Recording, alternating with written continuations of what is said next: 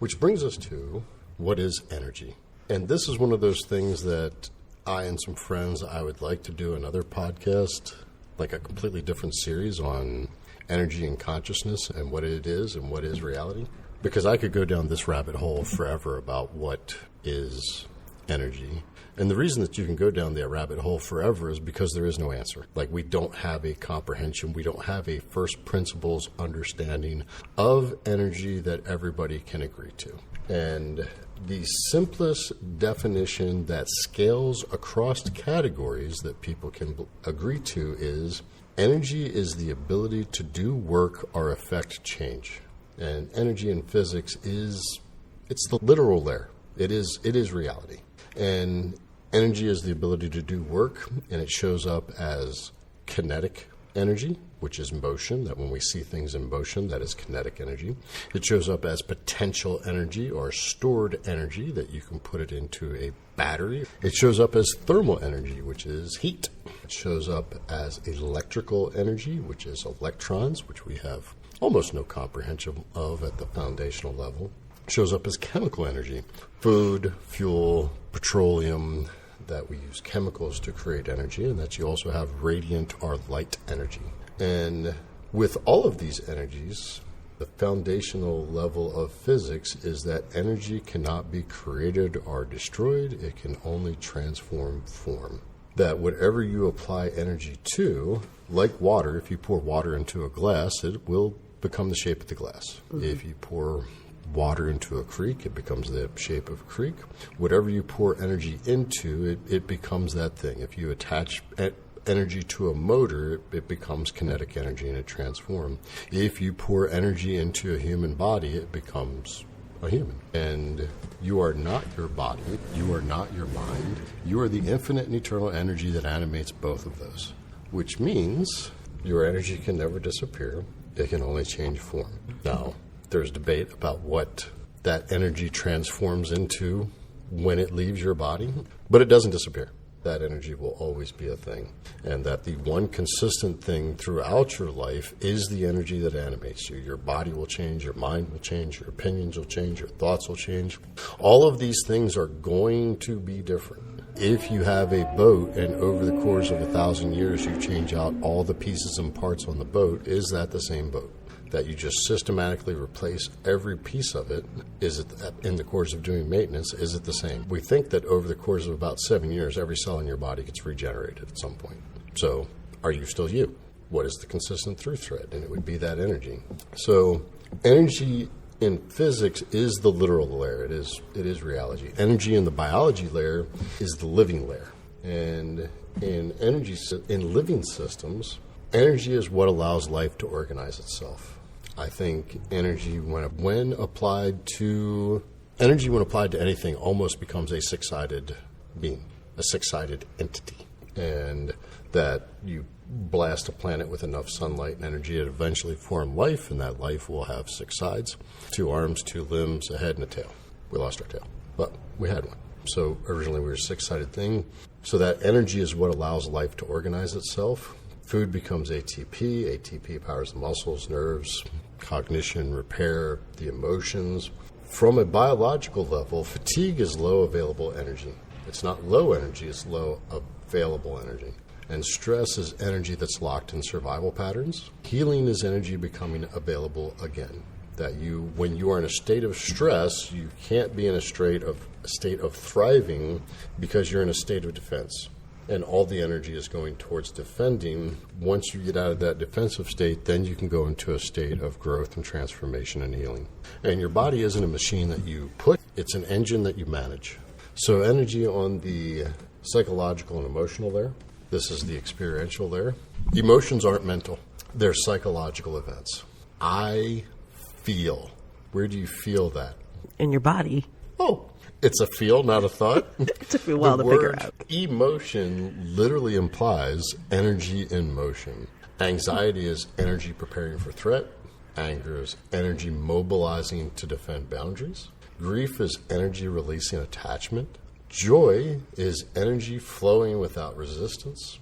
And love is energy in complete connection and harmony. When emotions are suppressed, energy gets stuck. And when emotions are felt, energy moves and resolves. I'm sure you're familiar with the term executive dysfunction. So do you think that executive dysfunction is, I guess, driven by those emotions that keep energy from moving, for lack of a better way of grouping them?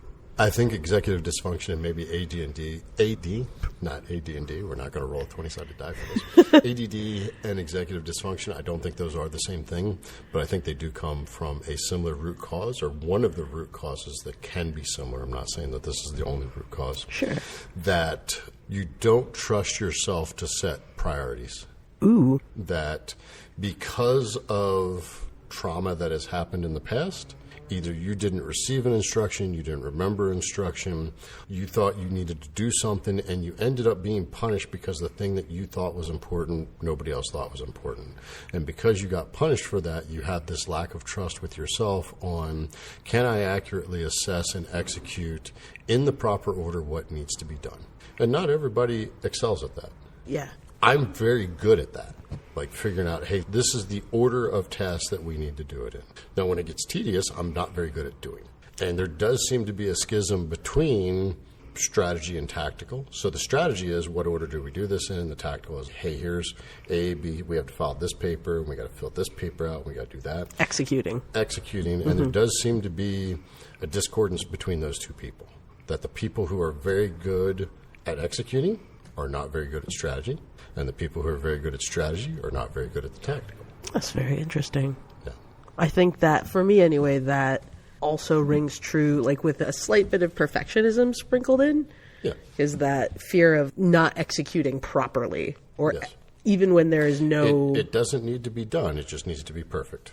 Exactly. That, over the course of time, that is actually a mantra that I have used for myself. It doesn't have to be perfect, it just has to be better. And that has helped me so much. Do the job to specifications. Mm-hmm. And that is, I think that's one of the reasons, like, many people think, oh, I do all my best work in the last moment. No, you overcome all your inhibitions of perfectionism in the last moment, and you can actually do something. Because you're forced to. Because there's a deadline about to bite you in the butt. Correct. And you're like, look at this glorious thing I did. I couldn't have done that 2 weeks ago. It's actually, yeah, you could have, and then you could have taken a little time to do a couple more iterations, and it would have improved.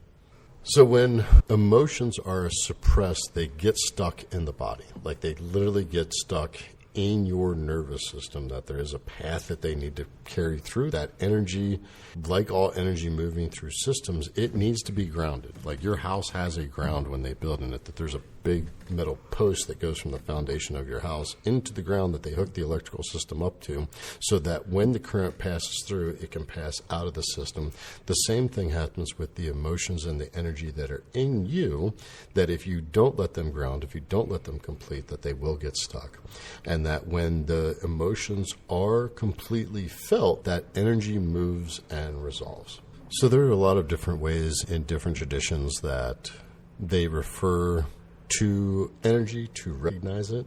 Chi, prana, pneuma, life force, that every culture has a word for it. But what the spiritual framings often include in those words that they're using to define it is that wherever your attention goes, energy flows. That what you are paying attention to is where your energy is going to be. And that coherence is energy moving harmoniously. Are you coherent with yourself? That often when I talk about self-connection, it is the connection between your body and your mind and your emotions and your spirit. And people, modern day, they call that alignment, that when all of those are lined up together, you have that coherence, you have that alignment. And if those are disconnected, if your emotions are not connected to your mind, that you are going to be disconnected. You're going to be incoherent. You're going to have cognitive dissonance, so that you have to have that connection with yourself so that you can have coherence. And that ego is identity constraint. Ego is energy constrained into identity. That your ego is trying to protect an identity, and that when you are present and having presence, that it is energy unbound, that you are able to radiate your energy, and that becomes your presence, which is what we say at the end of every episode. How you breathe is how you live, because your breath is the bridge between the voluntary and the involuntary. It's a connection between the body and the mind, and it's a connection between the form and the formless. That when we look at air as largely formless, and then when we inhale at that, it takes form within our lungs, so we're taking the formless and giving it form and giving it direction and being able to utilize it. So why is low energy rarely about motivation? Low energy is rarely a motivational problem. It's an availability problem. That motivation directs that energy, and that energy makes action possible. If the nervous system, the body, or the psyche don't have any free energy, motivation turns into self-criticism, pressure, shame, forcing. And forcing is expensive. All of those are very expensive. Energetically, those are all very expensive processes. It burns what little energy you have left, not accomplishing anything. When we would work on things, is this heat or work? That the energy is going to be consumed, and are we just creating heat that's not going to do anything? It's just going to dissipate our efforts with no return? Or are we actually creating some change in the world and having some work done?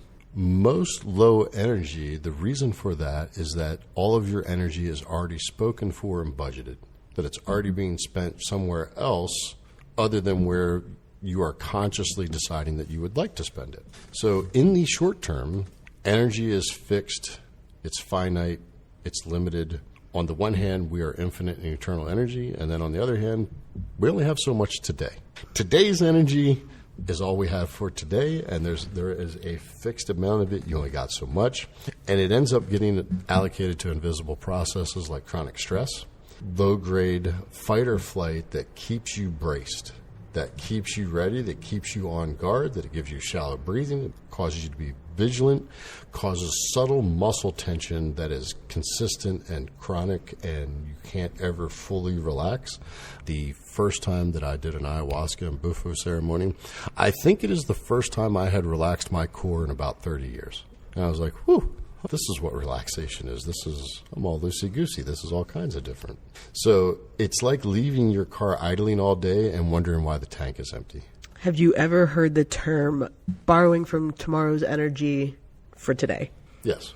Yeah, that is a vicious cycle, a term that I was only became familiar with, I don't know, a couple years ago. And it's exactly that. It is similar to, not entirely dissimilar to burning the candle at both ends, but you start to borrow from tomorrow to get through today, and then tomorrow is depleted, so you have to borrow from the next day, and it becomes this vicious cycle that sets you into fight or flight, and you just become completely exhausted. And at least in my experience, there's not a whole lot to show for it. One of the other things that happens with chronic stress is that wired and tired. Oh, yeah. That you're wired when it's time to go to bed, you sleep all night, you wake up and you're still fatigued because your body never actually truly relaxes during sleep because you're still on guard. You've never actually taken that opportunity to turn the stress response off. One of the first things that we do when we do breath work is I have you do a double gasp. And the reason that I have you do that double gasp is if you watch let's say a kid crying, because I know none of us as adults cry. But if you were to watch a toddler cry, there's a point where they're crying where they're coming down from their cry and they're going to double gasp at the end of it and then they relax, and they do that a couple times, and it massages your vagus nerve and puts you into that I'm relaxed state. Parasympathetic. Yeah. Interesting. I did not know that there was a correlation there. There is. It's not even correlation, that is causation. Next thing that uses up a ton of energy so that you don't have energy for useful, productive outlets is suppressed emotion.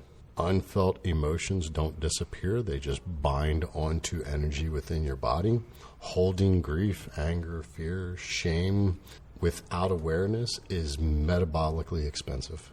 And that resolution of those emotions releases those energy, and suppression is going to continue to tax it. That pushing that energy down is just adding bricks to a backpack that you're going to have to carry around forever. Cognitive load and rumination, unfinished mental loops. Having a bunch of unmet open loop commitments in your life is a surefire way to develop anxiety. That there are people who have anxiety that it's a free floating anxiety, and hey, you should probably get that treated and work on that. But there is also, hey, if you've made a bunch of commitments to people and you haven't followed up on any of those commitments, you're going to feel anxiety. Yeah. And I did a ceremony one time where I had 5, 6, 7 open loops of unmet commitments in my life, and it was a rather anxiety-inducing experience, and I came out of that, dusted my hands off, and said, never doing that again. So one, it takes a lot to get me to make a commitment, and then two, if I make it, I'm going to be very diligent about meeting it, because I did not enjoy the experience of, oh, this is what anxiety feels like. No, thank you. Yeah. Most of the people that I have had conversations with that are anxiety isn't something that has stricken them or plagued them in their life, the very little experience with it, that is a common thread, is their reaction to it, which is, oh, no thank you. I'm good without this forever. Yeah, I would like to not experience this anymore. Yeah. Unfinished mental loops, one of the ones that a common one that I see from people is I should. Anytime you're saying I should, that's someone else's external expectations that you're internalizing. That's not something, generally people don't say I should do this, I should do that, if that's how they really feel. That someone outside of them is putting a belief onto them of something they should do that they don't really want to do. Would you go so far to say, I guess there are no absolutes, right? I'm not even saying that it's not a good thing for them. Sure. I wonder how much of it is driven by internal expectation. And then when I say that out loud, it immediately makes me wonder how much of that internal expectation is driven by external expectation. Yes. So it really just goes back to the same source. Whose voice is that internal expectation in? I know everybody could hear those air quotes. I hope they could. Yes. So unmet commitments, unfinished mental loops. Every loop in the background is a process running your battery down. Like in the old days, you'd do a Control-Alt-Delete on your computer, and you'd see all these background processes running on your computer, and you're like, aha, no wonder this thing's running slow. I need to close a few of these. If you can close them in your own brain so that you're thinking about the thing that you need to think about or focus on instead of all of these processes that have been unmet and that are open, that's why clarity can feel energizing even before your sleep improves. So we talked a little bit about self-connection, that you connect your body to your mind, to your emotions, both of those to your spirit, that once you get all of those online and you have this coherence of self, this self-alignment, then you can have clarity. And the reason that you have clarity is all these systems are talking to each other now. They can hand notes back and forth and go, hey, we think this. And so, no, we don't actually think that. We think this instead. And that it can give you that clarity in life.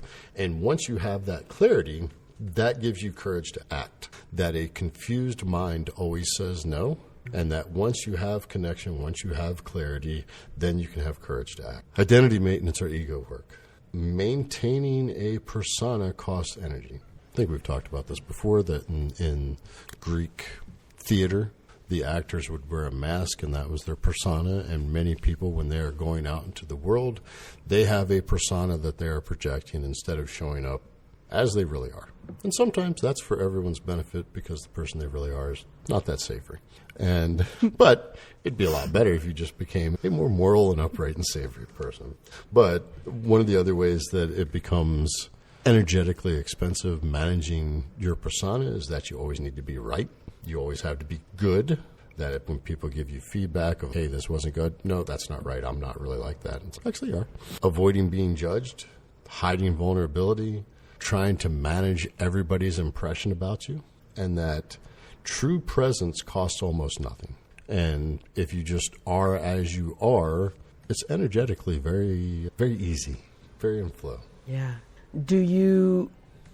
Are you familiar with the term masking? More of a psychological thing. I haven't really heard it in the spiritual community, but I would say that is similar to a persona because it's not like you're putting on a show. It's more like you're holding back. Correct. Yeah. Also exhausting on the same level. Yes. Yeah. Yeah. Interesting. There is a certain element of self-control that is required to go through life, that you just can't blast everybody emotionally. I often joke that the most taxing part of my life is that I want to walk around with a professional wrestler energy. Apparently that scares people, so I have to tone it down. Yeah, that doesn't go hand in hand with what you're trying to do, I think, on a regular basis. Yeah. But there's also the elegance of there's nothing so gentle as true power. Yeah. And that when you recognize, people do actually care about what I said. I say I don't have to scream at them to be heard in my enthusiasm. And being able to be gentle with others, being able to be gentle with yourself and with others, that releases a lot of energy as well. So your nervous system decides what energy is available and when. So your system is constantly assessing in real time, is it safe to spend energy right now? And one of the beautiful things that I know about from physiology is that when you run to exhaustion, when you just do something physically until you're completely exhausted, you're at the 50% mark of your physical reserves. So the reason for that is if I am running and I am exhausted, my brain is going to go, hey, we hit the 50% mark, we're shutting everything down. The reason it does that is if a true emergency emerges, you need to have reserves so that, I didn't know I had that energy, but now that I'm faced with a life-threatening situation, or the ice cream truck was about to pass my house and I didn't get out there fast enough and now I really got to move, you find energy reserves that you heretofore did not know you had. And that's why it does that. So your nervous system is looking for reasons to conserve energy. So if you are not safe to spend energy right now, it's going to conserve that energy. And that can look like procrastination. It can look like brain fog. It can look like collapse. It can be numbing or scrolling. That it's not lazy, it's protection. Oof. That it's trying to protect you from being overtaxed, from being overspent, so that you have the resources available to do something life-saving. Now, that thing that your body is saying life-saving might be dealing with your spouse, might be dealing with your boss, it might be like dealing with traffic, which doesn't actually require that much energy if you were in a more balanced place. Right. So many motivational problems are actually freeze responses that people often talk about fight or flight responses, but the most common response is not fight or flight. The most common response is freeze, which always bums me out that it gets no headline play. Yeah, it doesn't get as much hype as the other two. No, it doesn't get as much hype, but it's the most common option. Interesting. Yeah. So freezing, again, that isn't laziness either. It's the nervous system buffering and it's trying to shield you. That you are getting too much information, you're being overwhelmed, and your nervous system is like, hey, we're going to close the aperture, we're going to close the opening of how much energy we can receive right now in order to keep us safe. So if your solution to a freeze response is, I'm just going to try harder, it's not going to work. Like the parking brake is on. Just giving it more gas will create some forward movement, but it'd be a lot easier if you just took the parking brake off and took away the resistance.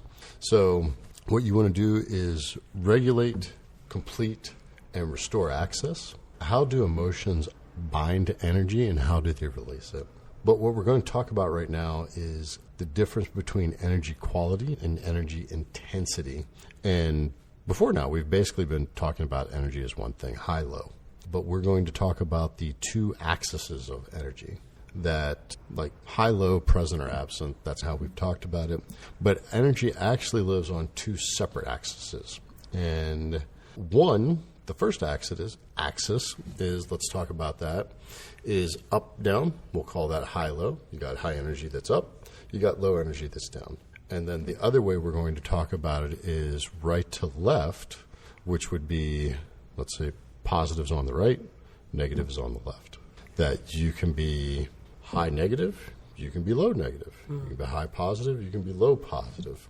And those are different energetic states. High negative energy is anxious, angry, and frantic. And the low negative energy states are, you can be apathetic, you can be depressed, you can be collapsed, and then you can go to high positive energy. You're enthusiastic, inspired, engaged, that you're moving along in life, and that a low positive energy state is you're calm, peaceful, and content. And a lot of times we think of energy as high energy is good, low energy is bad. But that's not what's true. What's true is the first polarity of positive versus negative, not the intensity. So a lot of times when I'm working with people, the goal is positive energy across a healthy range. That the aim is not to stay high energy all the time.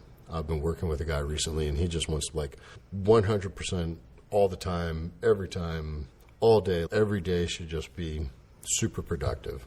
And it's unsustainable, and it's eventually going to turn positive energy into negative stress.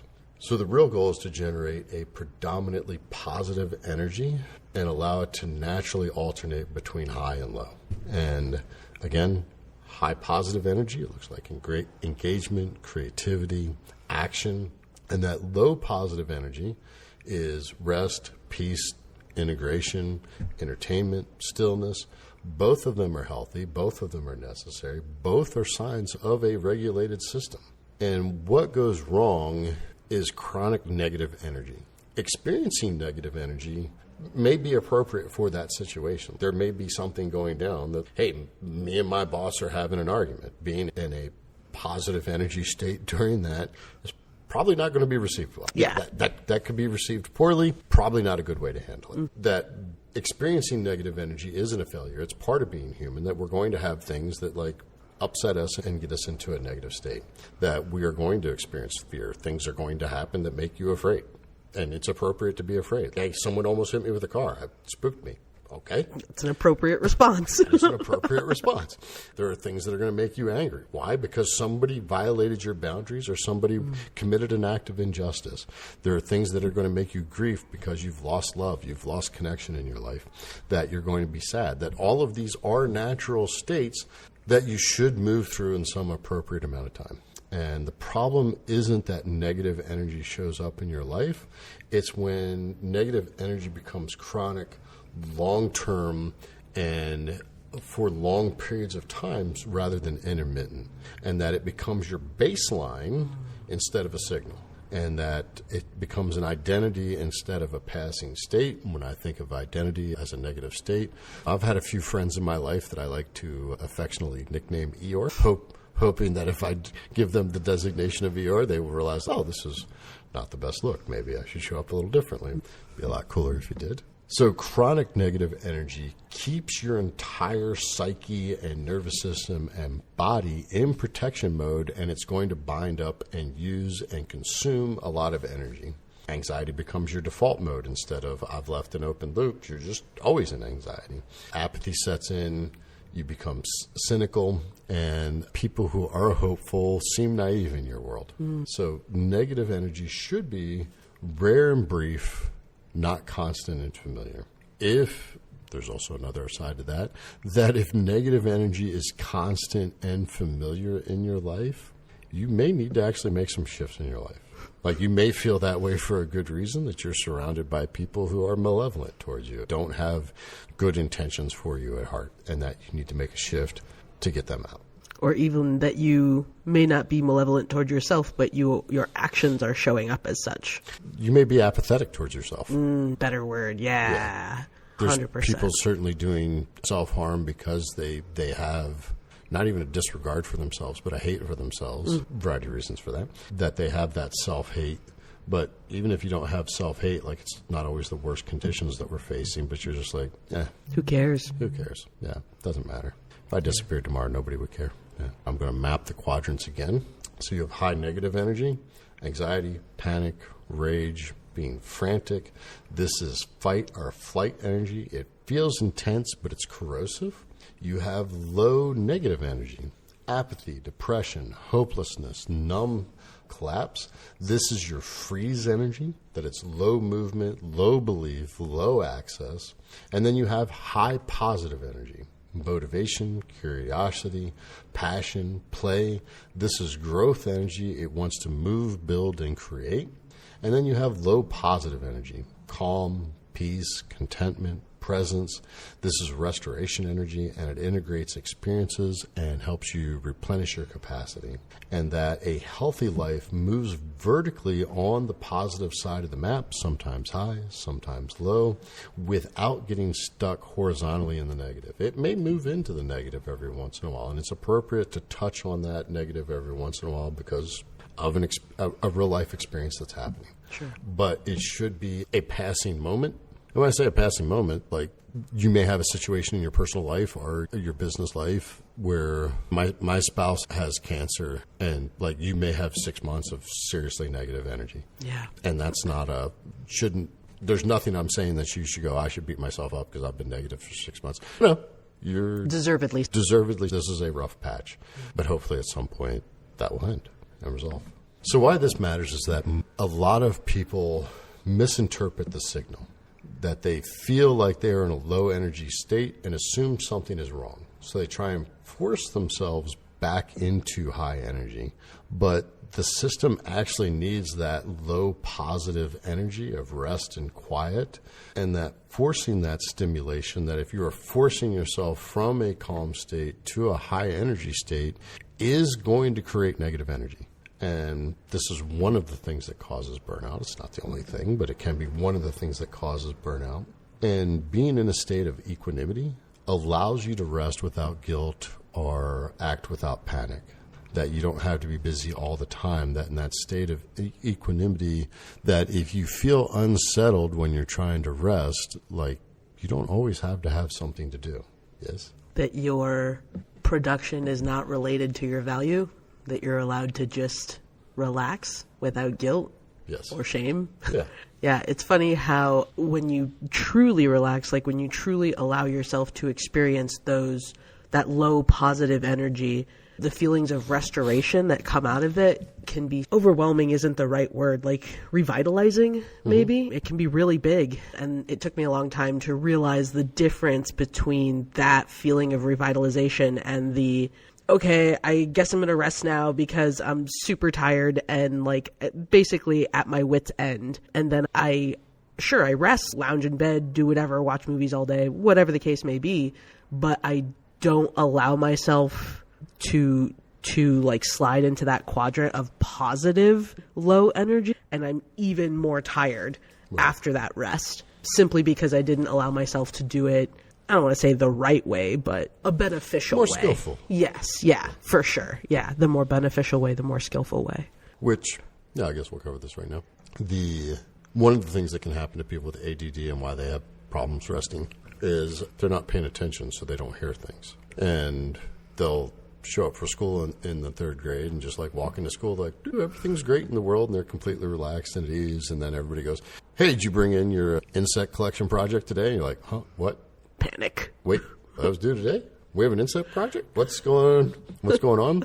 And you have that keeps happening in their life. And then what ends up happening is they're like, hey, every time I'm relaxed, some tragedy befalls me. And then they can't get into that relaxed state because they're like, something has slipped through the cracks. I'm forgetting about something.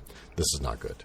Yeah, you end up waiting for the other shoe to drop. Correct. That is one of the reasons that you're always waiting for the other shoe to drop, is that you've had many experiences of the other shoe dropping. Yeah, which is just fight or flight, which is not positive energy. It is not. So let's talk about, as a third grader, forgetting your insect collection project for school, or that it even existed, is a bit of a traumatic experience. That trauma ranges. When my daughter was going through her first breakup, my ex-wife was being very diminishing about, you're 14 or 15, it's not that big a deal, wait until you're 32 getting a divorce.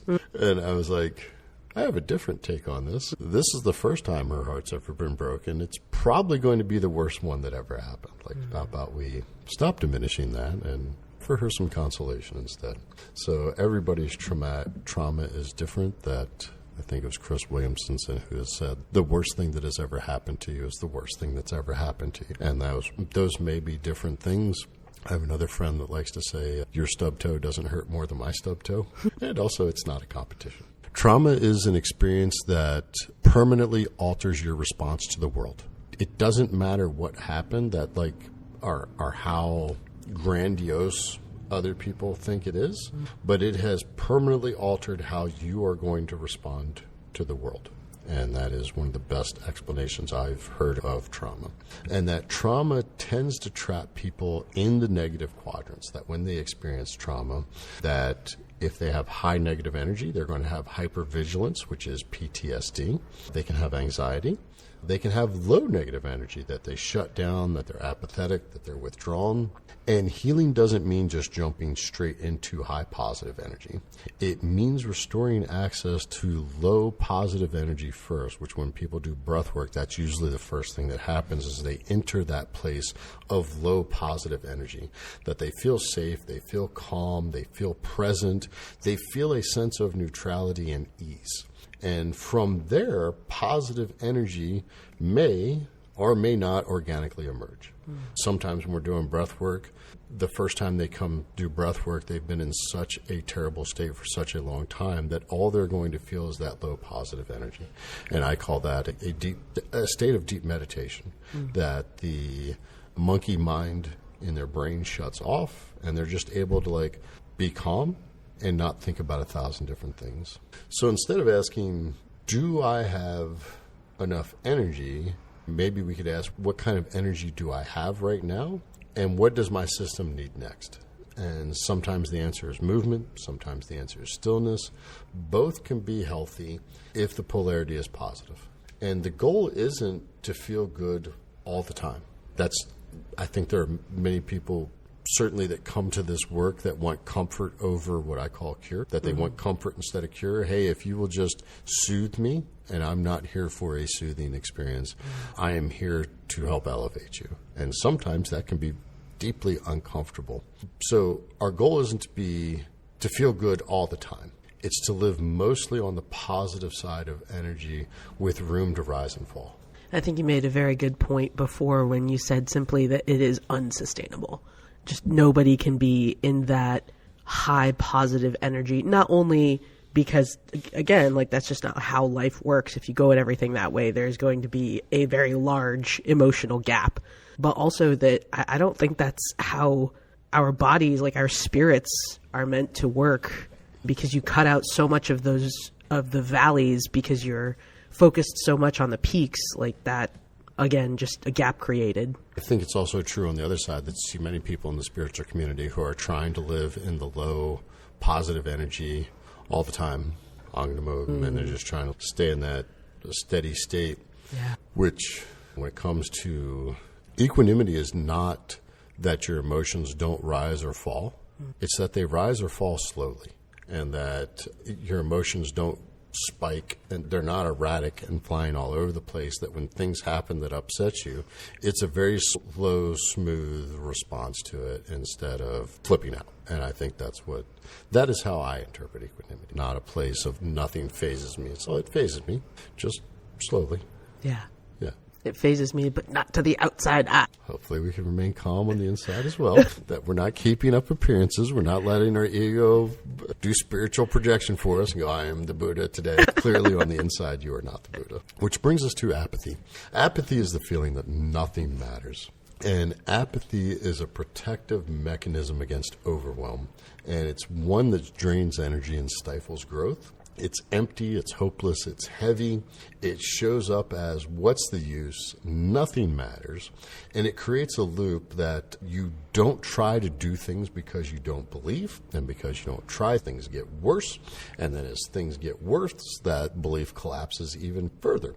Apathy ends up producing victim thinking, excuses to avoid responsibility, shame and guilt spirals, and illness and addiction or escape. It is amazing how much physical illness is caused by negative mental energy. And people in apathy often need help just to get through the day. That they may not have enough energy to reach out for help, even if help exists, which is sad because you might be that apathetic person's only friend, and it does get tiring trying to pull them up all the time. What helps apathy begin to lift is we just help them with the smallest spark. And often the strongest lever is helping them connect to something larger, whether it's God or the divine or community or service or meaning. I know a lot of times in my life when I have been struggling emotionally, that if I could find something where I could be of service. One point I had a low point. I had moved, had gotten a job, I got let go from the job through reasons that had corporate issues, and I got whacked. It wasn't anything I had done, and I was feeling pretty low. and just went out that weekend and was like, I can't sit at home and deal with this, and went out and helped Habitat for Humanity build a house all day. That I was like, whew, thank God I was out here volunteering, because if not, I was going to just ruminate and wallow in poor pitiful me with my upper middle class lifestyle. So it helped put things in perspective. So being of service, finding things that you can do for meaning, finding ways that you can create, that as long as you are in a creative, generative place, it's going to help. Caring for a pet, helping support a friend, even small acts of service, I don't care. Go to Starbucks and buy someone a coffee. That service restores your usefulness, that when you are of service to other people without being paid for it, that it lets you know that you're useful. It lets you know that you have meaning in your life, that you belong, and then it starts to create that momentum in your life. If you're a creative person, take up a hobby. Take up painting, take up drawing, take up writing poetry, take up woodworking, take up a creative act in which you get to create something. At the end of it, you have something that you've created. And it may not be very good at first, but I think that is the ultimate reason we are here on earth, is to create. And some of us create businesses, some of us create art, some of us create friendships, but what is it that you're going to create while you're here? And it reintroduces that spiritual information that you matter, and that you can contribute, and that you're not alone. And that if you feel apathetic, there's nothing wrong with you. You've just forgotten how powerful you are and how loved you truly are. How you breathe is how you live. Take a big, deep breath.